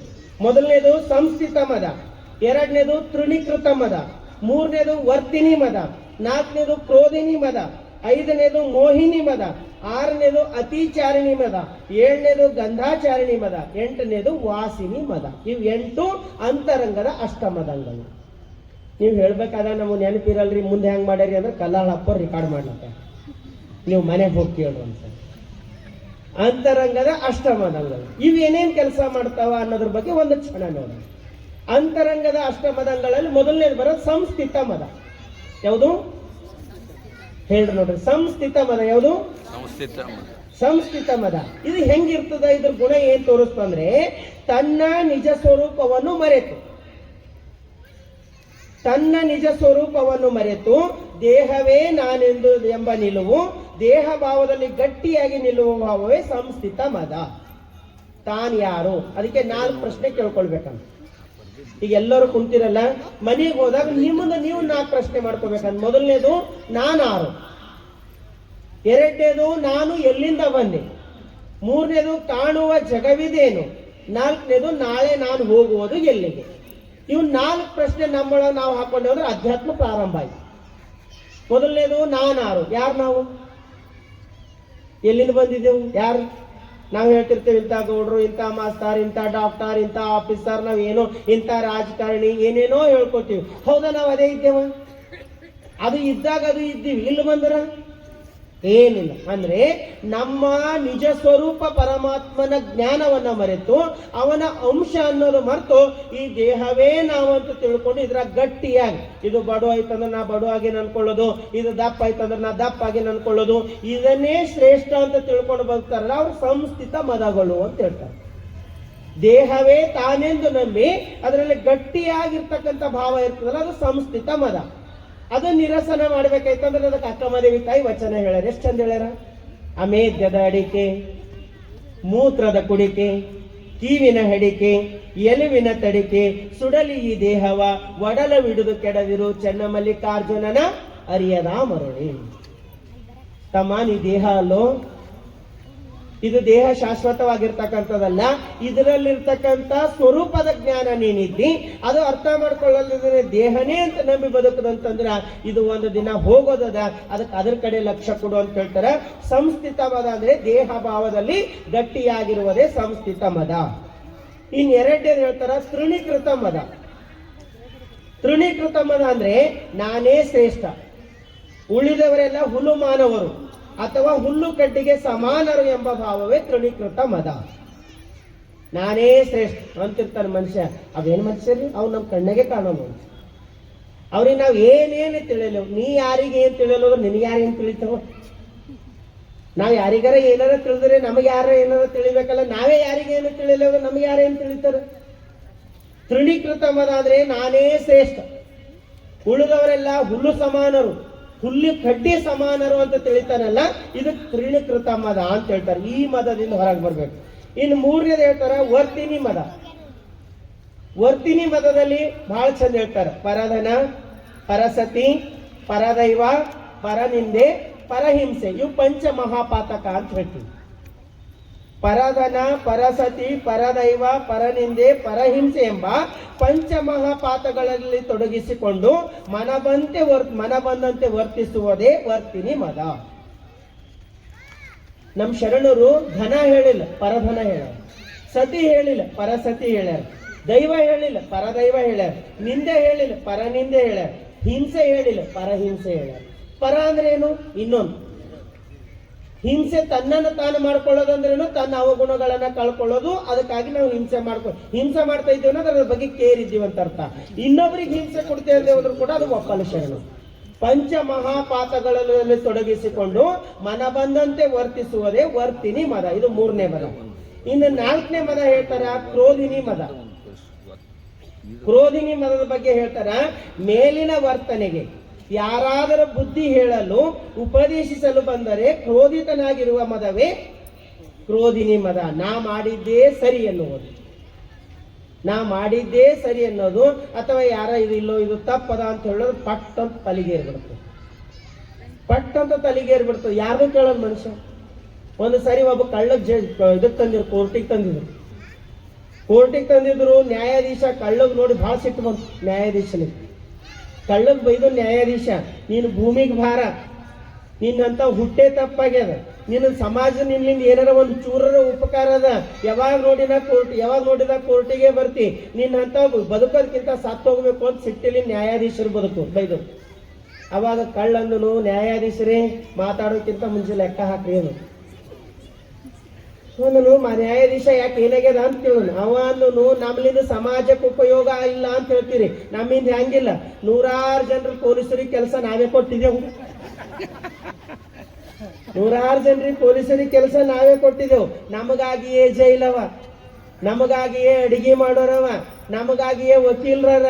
ಸ್ವಲ್ಪ ವಿಚಾರ ಮಾಡಿ ನೋಡ್ರಿ, ಇವತ್ತು ನೀವು ಭೀ ಕುಂತೀರಂದ್ರೆ ನಮ್ಮ ಕಡೆನೇ ಕುಂತೀರಿ, ನಾವಿಲ್ಲ ಅಂದ್ರೆ ನೀವು ಇಲ್ಲ. ಯಾರಿಗೆ ಹೇಳ್ತಾನೆ? ಯಾರ ನಮ್ ಕೆಟ್ಟ ಬುದ್ಧಿ ಬಗ್ಗೆ ಏನಾರ ಬುದ್ಧಿ ಹೇಳಕ್ ಬಂದ್ರೆ ಅವ್ರ ಸಲಲ್ಲ. ಅದು ಯಾವ್ದು ಮದ ಅಂದ್ರೆ ಕ್ರೋಧಿನಿ ಮದ. ಇದು ಬಹಳ ಪಟ್ಟಂತ ಬರ್ತದ ಮನುಷ್ಯನಿಗೆ. ತಪ್ಪು ಯಾರ ನಮ್ ತಪ್ಪದ ಅಂತ ಹೇಳೋರು ಅಂದ್ರೆ ನಮ್ ಪುಣ್ಯ ಅನ್ಕೋಬೇಕು. ಗಡ್ಡಿ ಅದ ಅಂತ ಗೊತ್ತಾಗೋದು ಬಹಳ ದೊಡ್ಡದು. ಗೊತ್ತಾದ್ರೆ ಆಪರೇಷನ್ ಮಾಡಕ್ ಬರ್ತದೆ, ಗೊತ್ತೇ ಆಗ್ಲಿಲ್ಲ ಅಂದ್ರೆ ಅದು ಮುಂದೊಂದಿನ ಬಹಳ ಡೇಂಜರ್. ಅದಕ್ಕಾಗಿ ನಮ್ಮ ತಪ್ಪು ತಿದ್ದೋರು ನಮ್ಮ ಜೊತೆಗೆ ಉಳಿದ್ರು ಅಂದ್ರೆ ನಮ್ ಪುಣ್ಯ ಅದ ಅನ್ಬೇಕು. ನಮಗ್ ಬೈಯೋರ್ ಅದಾರ ಅಂದ್ರೆ ಪುಣ್ಯ, ನಮಗ್ ನೋಡೋರ್ ಅದಾರ ಅಂದ್ರೆ ಪುಣ್ಯ. ಎಷ್ಟು ಹಂಬಲಿಸ್ತದ ಗೊತ್ತಾ ಮನಸ್ಸು ಒಂದೊಂದ್ಸರಿ. ಅಯ್ಯೋ ನಮಗ್ ಯಾರು ಹೇಳೋರಿಲ್ಲಲ್ಲ. ಬಸವಣ್ಣರು ಹೇಳ್ತಾರ, ಎಡದ ಕೈಯಲ್ಲಿ ಹಾಲು ಬಟ್ಟಲು, ಬಡದ ಕೈಯಲ್ಲಿ ಓಜುಗಟ್ಟಿಗೆ, ಆವಾಗ ಬಂದಾನ ನಮ್ಮಯ್ಯ ಬಡಿದು ಹಾಲು ಕುಡಿಸುವ ತಂದೆ. ಎಂಥ ಬಾಬಾ ಬಸವಣ್ಣವ್ರದು. ಒಂದ್ ಕೈದಾಗ ಹಾಲಿನ ಬಟ್ಟಲು ಹಿಡ್ಕೊಂಡು ಒಂದ್ ಕೈದಾಗ ಬಡಿಗೆ ಹಿಡ್ಕೊಂಡು ಬರ್ಬೇಕಂತ. ಯಾರು ಬರ್ತಾರೆ ಹೇಳ್ರಿ ಹಿಂಗ? ಮನಿ ತಾಯಿ ಮಗ ಹಾಲು ಕುಡಿಯಲ್ಲ ಅಂತಂದ್ರೆ ಬಡಿಗೆ ಹಿಡ್ಕೊತಾಳ, ಕುಡಿತಿಲ್ಲ. ಉದ್ದೇಶ ಏನದಾಕಿ ಹೊಡಿಬೇಕಂತದ, ಏನದ? ಹಾಲು ಕುಡಿಸ್ಬೇಕಂತ. ಹಂಗ ನಮ್ಮ ತಪ್ಪನ್ನ ತಿದ್ದತಕ್ಕಂಥವ್ರು, ನಮಗ್ ಸದಾ ಕಾಲ ಕೈ ಹಿಡಿದು ನಡೆಸ್ಕೊಂಡು ಹೋಗ್ತಕ್ಕಂಥವ್ರು ನಮ್ಮ ಜೊತೆಗೆ ಒಬ್ಬರು ಅದಾರ ಅನ್ನೋದೇ ನಮ್ಮ ಪುಣ್ಯ. ಇಲ್ಲಾಂದ್ರೆ ಮನುಷ್ಯ ಅಹಂಕಾರಿ ಆಗ್ತಾ ಹೋಗ್ತಾನ, ನಾ ಮಾಡಿದ್ದೇ ಸರಿ ಅನ್ಕೊಳ್ತಾ ಹೋಗ್ತಾನ. ಯಾರು ಕೈ ಹಿಡಿಯಲ್ಲ, ಒಂದೆರಡು ಮಾತು ಹೇಳಕ್ ಹೋಗ್ತಾರ. ಎದುರು ಮಾತಾಡೋದು ನೋಡ್ರ, ಬಿಟ್ಟಿದವ್ರು ಏನಕ್ಕೆ ಮಾಡ್ಕೊಂಬಲ್ಲಕ ಅವ್ನಿಗೆ ಹೇಳದೆ ಬಿಟ್ಟು ಕೊಟ್ಟಿದ್ರು, ಅವ್ನ ಹಣೆಬಾರ ಅನ್ಸಲ್ಲ. ತಂದೆ ತಾಯಿನೂ ಈ ಮಾತು ಅಂತಾರೆ, ಮಕ್ಕಳಿಗೆ ಅಂತಾರೆ. ಇನ್ನು ಹೊರಗಿನವ್ರು ಏನ್ ದೊಡ್ಡ ಮಾತದ? ಏನ್ಯಾಕೆ ಮಾಡ್ಕೊಂಬಲ್ಲಕ್ರಿ ಅವ ಕೇಳಲ್ಲ, ಅವ್ನಿಗೆ ಬಿಟ್ಟು ಕೊಟ್ಟಿದ್ದೇವೆ ಅಂತಂದು ಒಂದು ಸರಿ ನಮಗ್ ತಿರಸ್ಕಾರ ಭಾವನೆಯಿಂದ ನೋಡೋಣ ಅಂದ್ರೆ ಮನುಷ್ಯ ತನ್ನ ತಪ್ಪೇ ಸರಿ ಅನ್ಕೊಂಡು ತಪ್ಪುಗಳೇ ಮಾಡ್ಕೊತ ಜೀವನ ನಾಶ ಮಾಡ್ಕೊತಾನ. ಅದಕ್ಕೆ ಪುಣ್ಯ ಅನ್ಕೋರಿ.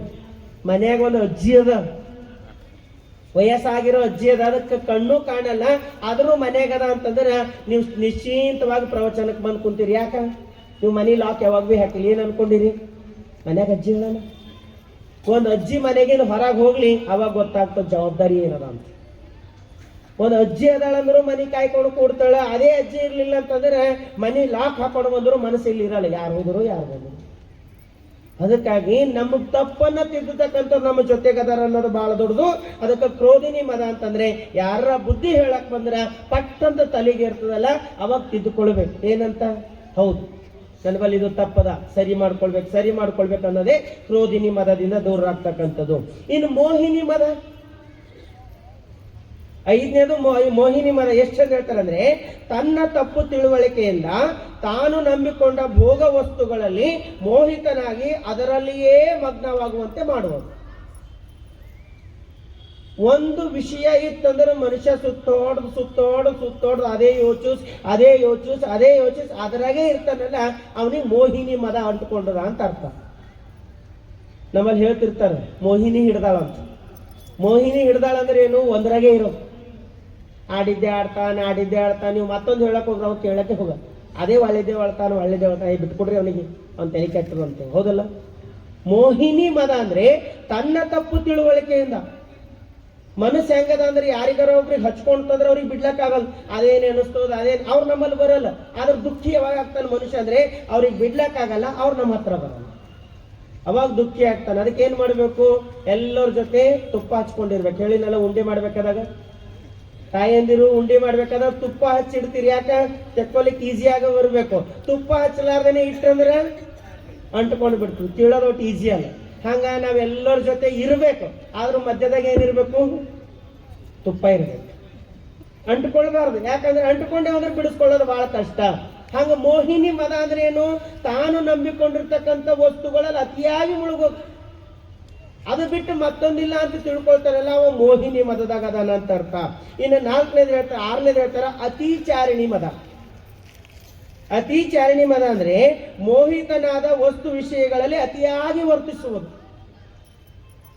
ಎದ್ರಾಗ ಮೋಹಿತ ಇರ್ತಾನೆ ಅದ್ರಾಗ ಅತಿಯಾಗಿ ಅದರೊಳಗ ವರ್ತಿಸೋದೇ ಅತಿಚಾರಿಣಿ ಮದ ಅಂತ ಹೇಳ್ತಾರೆ. ವ್ಯಾಕರಣ ಕಲ್ತಿನ ಒಬ್ಬ ವ್ಯಾಕರಣ ಪಂಡಿತ ಎಲ್ಲದ್ರಾಗ ವ್ಯಾಕರಣ ರೂಪದಾಗೆ ಮಾತಾಡ್ತಿದ್ವಿ. ಏನ್ ಮಾತಾಡ್ರು ವ್ಯಾಕರಣ ಹಚ್ಕೊಂಡೇ ಮಾತಾಡ್ತಿದ್ನು. ಒಂದು ಸರಿ ಅವ ರಾತ್ರಿ ಎಲ್ಲಿಗೋ ಹೋಗ್ತಾ ಇರ್ತಿರ್ತಾನ, ಕಾಲು ಜಾರ್ ಒಂದು ಬಾವಿ ಒಳಗೆ ಬೀಳ್ತಾನೆ. ಬಾವಿ ಒಳಗೆ ಬೀಳ್ತಾನ, ಬಿದ್ದು ಬೀಳ್ತಾನ, ಒಳಗ್ ಬಿದ್ದು ಒಳಗಿನ ಕರೀತಾ ಇರ್ತಾನೆ, ಯಾರಾದರೂ ಬನ್ನಿ ನನ್ನನ್ನು ಮೇಲೆ ಎತ್ತಿ. ಯಾಕಂದ್ರೆ ವ್ಯಾಕರಣ ಸಹಿತವಾಗಿ ಆಡ್ಬೇಕಲ್ಲ ಪ್ರತಿ ಮಾತು, ಯಾರಾದರೂ ಬನ್ನಿ ನನ್ನನ್ನು ಮೇಲೆ ಎತ್ತಿ, ನಾನು ಕಾಲು ಜಾರಿ ಒಳಗೆ ಬಿದ್ದಿದ್ದೇನೆ ಅಂತ ಹೇಳ್ತಾ ಇರ್ತಾನ. ಅಲ್ಲಿ ಒಬ್ಬ ರೈತ ಹೋಗ್ತಾ ಇರ್ತಾನೆ. ಅವ ನೋಡ್ತಾನ, ಅವ ನೋಡಿ ಅಯ್ಯೋ ಯಾರೋ ಬಿದ್ದಾರಂತ ಗೊತ್ತಾಗ್ತದ, ಬಗ್ಗೆ ನೋಡ್ತಾನ, ಯಾರು ಸ್ವಾಮಿ ಅಂತ ಕೇಳ್ತಾನೆ. ಅವ ಅಂತಾನ, ನಾನು ವ್ಯಾಕರಣ ಪಂಡಿತ, ತಪ್ಪಿ ಕಾಲು ಜಾರಿ ಒಳಗಡೆ ಬಿದ್ದಿದ್ದೇನೆ, ದಯವಿಟ್ಟು ನನ್ನನ್ನು ಮೇಲೆ ಎತ್ತು ಅಂತಂತಾನೆ. ಅವಾಗ ಅಂತಾನ, ಹೌದು ಸ್ವಾಮಿ ನೀವು ಒಳಗೆ ಇರ್ರಿ, ನಾ ಮನೆಗೆ ಹೋಗ್ತೀನಿ, ಹಗ್ಗ ತರ್ತೀನಿ, ನಿಮಗೆ ಮ್ಯಾಲ ಎತ್ತೀನಿ ಅಂತ ಅವ ಅಂತಾನೆ. ಒಳಗೆ ಇವನಿಗೆ ಅಹಂಕಾರ ಹೇಳ್ತದೇನು, ನಾ ವ್ಯಾಕರಣ ಪಂಡಿತ, ಮ್ಯಾಲಿದ್ದವ್ ಭಾಷೆ ಸರಿ ಮಾತಾಡ್ಲತ್ತಿಲ್ಲ, ಒಳಗಿಂದ ಚೀರ್ತಾನೆ, ಏನ್ ಭಾಷೆ ಮಾತಾಡ್ಲತ್ತೀನಿ, ಹೋಗ್ತೀನಿ, ತರ್ತೀನಿ, ಎತ್ತೀನಿ ಅಂತ ಏನಂತೀನಿ, ಹೋಗುತ್ತೇನೆ, ತರುತ್ತೇನೆ, ಎತ್ತುತ್ತೇನೆ ಅನ್ಬೇಕು. ಮನೆಗೆ ಹೋಗುತ್ತೇನೆ, ಹಗ್ಗ ತರುತ್ತೇನೆ, ಮೇಲೆ ಎತ್ತುತ್ತೇನೆ ಅನ್ಬೇಕು. ಹೋಗ್ತೀನಿ, ತರ್ತೀನಿ, ಎತ್ತೀನಿ, ಎತ್ತತೀನಿ, ವ್ಯಾಕರಣ ಸಹಿತವಾಗಿ ಮಾತಾಡಂದ್ರ ಮ್ಯಾಲಿದ್ದವಂತನ, ದಯವಿಟ್ಟು ಕ್ಷಮಿಸಿ ಸ್ವಾಮಿ, ನನಗೆ ವ್ಯಾಕರಣ ಸಹಿತವಾಗಿ ಮಾತಾಡ್ಲಕ್ಕ ಬರಲ್ದು, ಈಗ ಹೇಳಿರಲ್ಲ, ಮನೆಗೆ ಹೋಗಿ 1 ವರ್ಷ ವ್ಯಾಕರಣ ಕಲ್ತು ಮುಂದಿನ ವರ್ಷ ಬಂದು ನಿಮಗೆ ಎತ್ತೆ ಅಂತ ಹೇಳೋದು. ಅತಿಯಾಗಿ ವರ್ತಿಸ. ನೀವು ನೋಡಿ, ಸಹಜದಾಗ ಬದುಕಲ್ ಮನುಷ್ಯ, ಸಹಜದಾಗ ಏನಾರ ಒಂದಿಷ್ಟು ಓದುನ ಅದು ಹಿಂಗ ತಲೆಯಾಗ ಹಾಕೋತಾನ ಅಂದ್ರೆ ನನ್ನ ಹಂಗೆ ಯಾರಿಲ್ಲ, ನನ್ನ ಹಂಗೆ ಯಾರು ಮಾತಾಡಲ್ಲ, ನನ್ನ ಹಂಗೆ ಯಾರು ವಿಚಾರ ಮಾಡಲ್ಲ, ಅತಿಯಾಗಿ ವರ್ತಿಸ್ತಾರೆ. ಹಂಗಿರ್ಬಾರ್ದು. ಸಹಜ ಕ್ರಿಯೆದಾಗ ಬದುಕಬೇಕು ಮನುಷ್ಯ. ಎಷ್ಟರ ತಿಳ್ಕೊಳ್ರಿ, ಆದ್ರೆ ಬದುಕು ಸಹಜವಾಗಿರ್ಬೇಕು. ಬದುಕು ಸಹಜವಾಗಿರ್ಲಿಲ್ಲ ಅಂತಂದ್ರೆ ನಾವ್ ಏನ್ ಹೋದ್ರು ಕೂಡ ವ್ಯರ್ಥವಾಗ್ತದ, ಏನು ತಿಳ್ಕೊಂಡ್ರು ಕೂಡ ವ್ಯರ್ಥವಾಗ್ತದೆ. ಅದಕ್ಕೆ ಯಾವ್ದ್ರಾಗೂ ಅತಿ ಇರಬಾರ್ದು. ಓದಬೇಕು, ಸಾಧನೆ ಮಾಡ್ಬೇಕು, ಆದ್ರೆ ಬಳಸೋದಳು ಬಾಹ್ಯದಳು ನಮ್ಮ ಸಾಧನೆ. ನಾವು ಏನು ಮಾಡ್ತೇವೆ ಬಾಹ್ಯದಾಗ ಬಳಸಬಾರ್ದು, ಅಂತರಂಗದಾಗ ಇಟ್ಕೊಳ್ಬೇಕು. ಹೊರಗ ತೋರಿಸ್ದೇವ್ ಅಂತಂದ್ರೆ ಅದು ಇನ್ನೊಬ್ಬರಿಗೆ ಇರಿಟೇಟ್ ಮಾಡ್ತದೆ, ಇನ್ನೊಬ್ಬರಿಗೆ ಇರಿಟೇಟ್ ಮಾಡ್ತದ, ನಮ್ಮಿಂದ ದೂರ ಆಗ್ಲಕ್ ಚಾಲೂ ಮಾಡ್ತಾರೆ. ಅದಕ್ಕೆ ಬಾಹ್ಯದಾಗ ತೋರಿಸ್ಬೇಡ ಅಂತ ಹೇಳ್ತಾರೆ. ಅಂತರಂಗದಾಗ ಅರಿವಾಗ್ಯದಲ್ಲ, ಆನಂದವಾಗಿರೋ ಸಾಕು. ಅದು ಇನ್ನೊಬ್ರಿಗೆ ಯಾಕೆ ತೋರಿಸ್ತಿ? ಹೆಂಗ ವ್ಯಾಕರಣ ಪಂಡಿತದಂಗ ಆಗ್ಬಾರ್ದು ನಮ್ಮ ಜೀವನ. ಹೆಂಗಾಗ್ಬೇಕು? ಸಹಜ ಕ್ರಿಯೆದಾಗ ಆಗ್ಬೇಕು. ನಾವ್ ಏನೆಲ್ಲ ತಿಳ್ಕೊಂಡಿದ್ದೇವೋ ಅದರ ಮಾತು ಶುದ್ಧ ಇರ್ಬೇಕು, ಪ್ರೀತಿಯಿಂದ ಇರಬೇಕು, ಅತಿಯಾಗಿ ವರ್ತಿಸಬಾರ್ದು. ಅತಿಯಾಗಿ ವರ್ತಿಸ್ಲತ್ತಿದ್ರೆ ಅತಿಚಾರಣಿ ಮದದಾಗಿದ್ದೇವೆ ಅಂತ ಅರ್ಥ. ಇನ್ನೇನು 7ನೇದು ಹೇಳ್ತಾರ, ಗಂಧಾಚಾರಿಣಿ ಮದ. ಗಂಧಾಚಾರಿಣಿ ಮದ ಅಂದ್ರೆ ದುರ್ಭಾವ, ದುರ್ಗುಣ, ದುರಾಚಾರಗಳಿಂದ ಮುಸುಕಿರುವುದೇ ಗಂಧಾಚಾರಿಣಿ ಮದ. ದುರ್ಭಾವ, ದುರ್ಗುಣ, ದುರಾಚಾರ. ಭಾವನು ದುರ್ಭಾವ ಅದ, ಗುಣನು ದುರ್ಗುಣ ಅದ, ಮತ್ತ ದುರ್ವಿಚಾರಗಳು ಮನಸ್ಸಿನೊಳಗೆ ಬರ್ತಾವ ಅಂದ್ರೆ ನಾವು ಗಂಧಾಚಾರಣಿ ಮದದಾಗಿದ್ದೇವೆ ಅಂತ ಅರ್ಥ. ಇನ್ನು 8ನೇದು ಹೇಳ್ತಾರ, ವಾಸಿನಿ ಮದ. ವಾಸಿನಿ ಮದ ಅಂದ್ರೆ ಸತ್ಪುರುಷರು ಮಹಾತ್ಮರು ಬೋಧನೆಯಿಂದ ಮನಸ್ಸು ಕೆಲವು ಕಾಲ ಒಳ್ಳೆಯ ವಿಷಯದತ್ತ ವಾಲಿದರು, ಮತ್ತೆ ಕೆಲ ಸಮಯದ ನಂತರ ಹಿಂದಿನ ದುರ್ಭಾವಗಳಲ್ಲೇ ವಾಸಿಸುವುದೇ ವಾಸಿನಿ ಮದ. ಯಾರ ಹೇಳ್ಬೇಕಾದಾಗ ಈ ಕುಂತು ಕೇಳತ್ತೀರಿ ನೋಡು, ಹೌದು ಸತ್ಯ ಸತ್ಯ. ಇದ್ರಾಗ ಒಂದು ಚೂರು ಆ ಕಡೆ ಇದು ಅಳವಡಿಸ್ಕೊಂಡ್ರೆ ನಾವೇ ದೇವ್ರು ಹೋಯ್ತು, ಎಲ್ಲ ಕರೆಯದ ಅಂತ ತಲೆ ಹಾಕಿದ್ದೆ ಕೇಳಿದೆ ಎದ್ದು ನಿಂತು ಹಿಂಗೆ ಧೂಳಿ ಜಾಡಿಸ್ಕೊಂಡಿರಂದ್ರೆ ನನ್ನ ಮಾತು ಧೂಳಿ 2 ಇಲ್ಲೇ ಬಿದ್ದಿರ್ತಾವ. ಮನೆಗೆ ಹೋಗಲು ಅವು ಮನೆಗೆ ಹೋಗಬೇಕು, ಇಲ್ಲೇ ಉದುರಬಾರ್ದು. ನಾಯಿಗೆ ಏನೋ ವರ ಅದ ಅಂತ ಅದು ಮಲ್ಕೊಂಡಾಗ ಎಲ್ಲ ಗೊತ್ತಾಯ್ತು ಅಂತ, ಎಲ್ಲಿದ್ದೆ ತಲೆ ಜಾಡಿಸ್ತಂದ್ರೆ ಎಲ್ಲ ಮರ್ತೈತದ. ಹಂಗೆ ನಮಗೂ ಹಂಗೆ ಆಗ್ಯದ. ಕೇಳಬೇಕಾದಾಗ ಹಿಂಗೆ ಬರ್ತು ಅಂದ್ರೆ ಕರೆ ಸತ್ಯ ಏನೇನೇನು ಕರೆ ತಪ್ಪಿಲ್ಲ ನೋಡ್ರಿ, ಎಲ್ಲ ಸತ್ಯ ಅದ ಅಂತ ನಾ ಮತ್ತೆ ಎದ್ದು ಅಂದ್ರೆ ಎಲ್ಲ ಹಂಗೆ ಮಾತಾಡ್ತೀನಿ. ಮಣ್ಣಿಗೆ ಹೋಗಿನ ಒಬ್ಬ ಸತ್ತಿನ, ಮಣ್ಣಿಗೆ ಹೋಗಿನು ಮಣ್ಣು ಮಾಡ್ಬೇಕಾದಾಗ ಅವನಿಗೆ ಮಣ್ಣಿಗೆ ಕುಣಿ ಒಳಗೆ ಇಳಿಸ್ತಾ ಇದ್ರು, ಮ್ಯಾಲ ನಿಂತು ನೋಡು ಒಂದು ಜೀವನ ಇಷ್ಟೇ ಅದ. ನಮಗೂ ಒಂದಿನ ತಂದು ಹಿಂಗೆ ಹಾಕೋರ, ಸುಮ್ಮನೆ ಹೊಲ ಮನಿ ಆಸ್ತಿ ಅಂತ ಬಡ್ಕೊಂಡು ಸಾಯ್ತೇವ್. ಏನ್ ಹಿಂದೆ ಬರ್ಲತ್ತದ, ಏನೇನ್ ಇಡಲ್ರಿ, ಎಲ್ಲ ಖಾಲಿ ಮಾಡ್ತಾರ. ನೋಡ್ರಿ ಇವ್ನ ಜೀವನ ಏನದ, ನಾಳೆ ನಮ್ಮದು ಹಿಂಗೆ ಆಗತ್ತದ ಅಂತ ಮ್ಯಾಲ ನಿಂತು ಮಾತಾಡ್ರಿ. ಎಲ್ಲರೂ ಹೌದು ಅಂತ ತಲೆ ಹಾಕಿದ್ದೆ ಹಾಕೋರು ಎಲ್ಲರೂ ಮಣ್ಣು ಮಾಡಿ ತಿರುಗಿ ಬರ್ಬೇಕಾದಾಗ ಭಾಳ ಧಕ್ಕ ಮುಕ್ಕಿ ಇತ್ತು. ಇವ ಮುಂದೆ ನಡೆದಿನು, ಹಿಂದಿನ ಒಬ್ಬ ಚಪ್ಪಲಿ ಮೇಲೆ ಕಾಲಿಟ್ಟನು, ಮುಂದಿನ ಉಂಗುಟ್ ಕಿತ್ತೋಯ್ತು ಚಪ್ಪಲಿ. ಉಂಗುಟ್ ಕಿತ್ತಿದ ತಕ್ಷಣ ತಿರುಗುನು ಅವ ಯಾವ ಕಾಲಿಟ್ಟಿನೋ ಅಂಗಿನೇ ಹಿಡಿದನು, ಅಂಗಿ ಹಿಡಿದು ಜಗಳಕ್ಕೆ ಬಿದ್ದನು. ಅವ ಅಂದನು, ಈಗರ ಮಾತಾಡಿದೇನಂತ, ಹಿಂದೆ ಏನು ಬರಲ್ಲ ಅಂತ. ಆದ್ರೆ ಉಂಗುಟ್ ಕಿತ್ತರ ಜಗಳಕ್ಕೆ ಬಿದ್ದಲ್ಲ ತಮ್ಮ.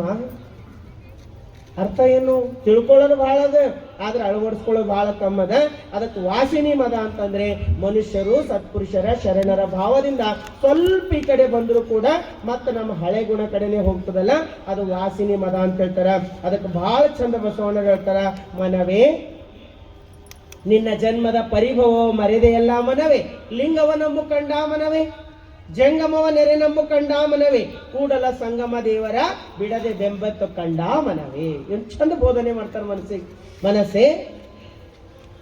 ನಿನ್ನ ಜನ್ಮದ ಪರಿಭವ ಮರೆದೆಯಲ್ಲ ಮನವೇ, ಅನೇಕ ಜನ್ಮಾಂತರ ಸುತ್ತಿ ಸುತ್ತಿ ಸುತ್ತಿ ಬಂದಿದೆಲ್ಲ ಒಮ್ಮೆ ನೆನಪಿಸ್ಕೊ. ಎಲ್ಲರ ಹೊಲಸಿತ್ತಂದ್ರೆ ಒಂದು ನಿಮಿಷ ನಿಂದಿರ್ಲಕ್ಕಾಗಲ್ಲ. ತಾಯಿ ಗರ್ಭದಾಗ 9 ತಿಂಗಳು ಉಳಿದು ಬಂದಿ, ಅಲ್ಲೇನು ಬೆಡ್ರೂಮ್ ಇಲ್ಲ, ಬಾತ್ರೂಮ್ ಇಲ್ಲ, ಲೈಟ್ ಇಲ್ಲ, ಟಾಯ್ಲೆಟ್ ಇಲ್ಲ, ಊಟ ಇಲ್ಲ, ಎಂಥದ್ರಾಗ ಕೈ ಅಳಗಾಡ್ಸಂಗಿಲ್ಲ, ಜಿಮ್ ಮಾಡಂಗಿಲ್ಲ, ವಾಕಿಂಗ್ ಮಾಡಂಗಿಲ್ಲ, ಕುಕ್ಕುರ್ಸ್ಕೊಂಡು 9 ತಿಂಗಳು ಉಳುದು ಇಂಥ ಪ್ರಪಂಚಕ್ಕೆ ಬಂದು ಯಪ್ಪ ಜೀವನದಾಗ ಮುಂದೆಂದೂ ಇಂಥ ಜಾಗಕ್ಕೆ ಬರ ಅನ್ಕೊಂಡು ಹೊರಗೆ ಹಿಡಿದು ಹತ್ತು ಬಂದು ಇಲ್ಲಿ ಬಂದು ಮತ್ತೆಲ್ಲ ಮತ್ತೆ ಹೆಂಗದನೋ ಹಂಗೆ ಮಾಡಿ ಮತ್ತೆ ಮುಂದೆ ಎಲ್ಲಿಗೆ ಹೋಗದ? ಅಲ್ಲಿಗೆ ಹೋಗೋದು. ಇದೇ ಕೊನೆಗೆ ಇನ್ನು ಮುಂದೆ ಹೋಗಲ್ಲ ಅನ್ಕೋಬೇಕಂತ. ಬಾತ್ರೂಮ್ನ ಕೂಡ್ಲಕ್ಕಾಗ್ತದೆ ನಿಮಗೆ? 10 ನಿಮಿಷಕ್ಕಿಂತ ಹೆಚ್ಚು ಬಾತ್ರೂಮ್ನ ಕೂತ್ರೆ ತಲೆ ಚೀಡಾಗ್ತದೆ. ಅದ್ರ ತಾಯಿ ಗರ್ಭದಾಗ ಹೆಂಗ್ ಉಳಿದಿದ್ದೆವು?